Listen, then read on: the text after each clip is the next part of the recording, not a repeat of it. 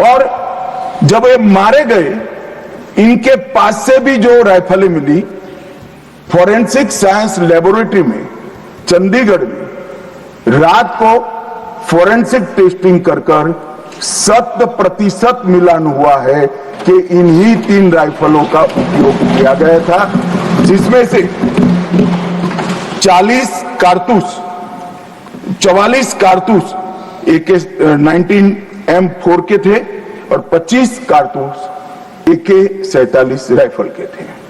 इसलिए अब कोई बहस भी नहीं बची है, कोई शको शुबह भी नहीं बचा है कि इन्होंने मारा था या नहीं था। NIA ने बहुत विगत जांच करी है मान्यवर, लगभग 1055 लोगों के स्टेटमेंट लिए हैं। इसके आधार पर इनके रेखाचित्र भी बनाए गए। उसके बाद ट्रैकिंग करते हुए 2 दिन जिन्होंने इनको आसरा दिया था, वो ढोंक के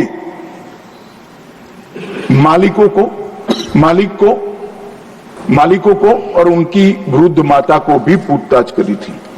ये जो मृतदेह मिले आतंकवादियों के, उसका परिचय, उसकी शिनाख्त ये तीनों लोगों ने कर ली है। ये तीनों लोगों ने कहा कि यही आतंकवादी है जो 21 तारीख को हमारे ढोंक में रुके थे और हमसे खाना लेकर गए थे। तो एक और सबूत हमारे पास आ चुका है। चेहरे का मिलान भी कैमरे के माध्यम से बहुत अच्छे तरीके से संतोषजनक रीत से हुआ है।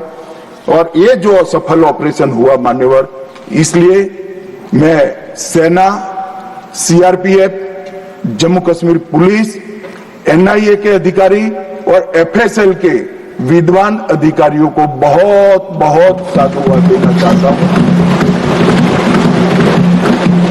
और ये जो ऑपरेशन चला मान्यवर, IB द्वारा 22 मई को, मतलब लगभग 1 माह बाद हमें सूचना मिल गई थी कि ये जगह पे टेररिस्ट लोकेट है।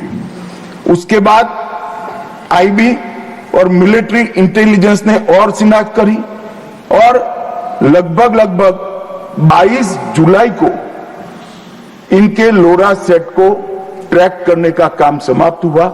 एग्जैक्ट पिन पॉइंटेड लोकेशन को आइडेंटिफाई किया गया और फिर एक मीटिंग 4 पैरा, CRPF और जम्मू कश्मीर पुलिस तीनों के अफसरों की हुई और स्ट्राइक किया गया। तीनों आतंकवादी मारे गए हैं। कोइंसिडेंट देखिए मान्यवर, देश भर से मुझे बहुत SMS आए थे, विशेषकर जो मारे गए थे उनके परिजनों का, इनके सर में गोली मारिएगा, जब भी मारे तब। तीनों के एनकाउंटर के वक्त तीनों के सर में ही गोली लगा है मान्यवर। मान्यवर, आज ये मारे गए 2 दिन पहले, अब बैठे नहीं हैं, चिदंबरम साहब को बैठना चाहिए था। उन्होंने सवेरे मेरे इस्तीफे की मांग के साथ एक प्रश्न उठाया कि भारत सरकार ने ऑपरेशन सिंदूर करा। ऑपरेशन सिंदूर इसलिए कहा कि ये पाकिस्तानी आतंकवादी थे और पाकिस्तानी आतंकवादी थे, इसका आपके पास सबूत क्या है? वो पूरी दुनिया में ऑपरेशन सिंदूर के जस्टिफिकेशन को चैलेंज कर रहे थे। मैं आज इस सदन के माध्यम से श्री चिदंबरम को पूछना चाहता हूं, आप किसको बचाना चाहते थे? पाकिस्तान को, लश्कर ए तैयबा को, ये आतंकवादियों को? अरे शर्म नहीं आती मान्यवर? और देखिए महादेव करता है तो क्या करता है। जिस दिन सवाल पूछा उसी दिन ये तीनों आतंकवादी ढेर हो गए और जवाब तो घटनाक्रम ने। मगर ये कांग्रेस पार्टी की मानसिकता पूरी दुनिया के सामने चिदंबरम साहब ने उजागर कर दी।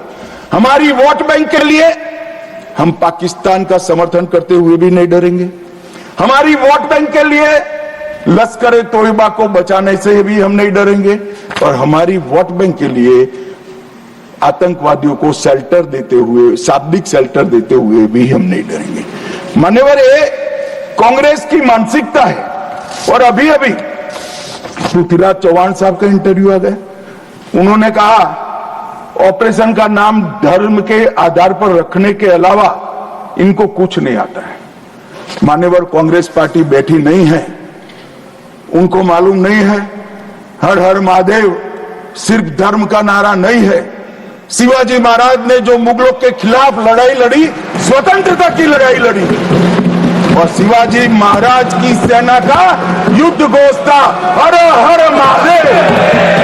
और ये प्रतीक है, ये प्रतीक है हर प्रकार के भारत पर के हमले का, भारत की संप्रभुता पर हमले का और भारत की सीमाओं पर अतिक्रमण के जवाब देने का। और मैं आज यहां से चौहान साहब को भी कहना चाहता हूं कि आप क्या नाम रखना चाहते थे, क्या नाम रखना चाहते, उसका जवाब दीजिए।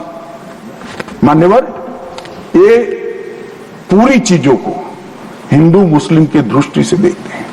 चौहान साहब का थ्योरी देखे तो आज हमारी सेना के कई सारे हमारी सेना के डिवीजनों का जो नारा है, युद्ध घोष है, कहीं प्रभु रामचंद्र की जय, कहीं जोश बोले सो निहाल सत श्री अकाल है, कहीं जाय बलवान जय भगवान है, क्या सियावर रामचंद्र की जय है, कहीं पर काली माता की जय है। ये सारे उद्घोष आप नहीं स्वीकारते हो, ये भाजपा ने रखे हुए नहीं है। मान्यवर, ये हमारी सेना के जवानों से मन से निकलने वाला ये युद्ध घोष, इसको हिंदू मुस्लिम के दृष्टि से नहीं देखना चाहिए।